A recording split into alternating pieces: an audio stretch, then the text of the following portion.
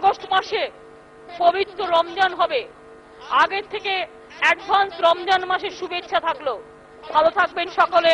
আমরাও কিন্তু রোজা করব।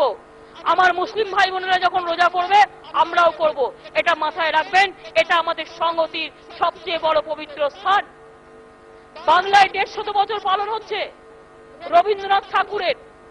22শে শ্রাবণ 7, 8, 9 পশ্চিমবঙ্গ সরকার সব জায়গায় প্রোগ্রাম নেবে। আপনার দায়িত্ব কি?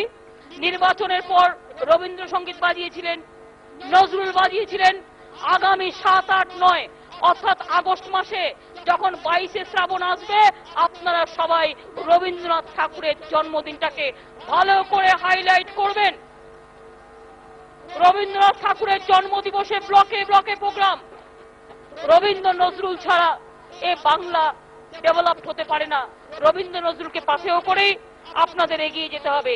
মনে রাখবেন, কোরআন, পুরাণ, বেদ, বেদান্ত, বাইবেল, ত্রিপিটক। কোরআন, পুরাণ, বেদ, বেদান্ত, বাইবেল, ত্রিপিটক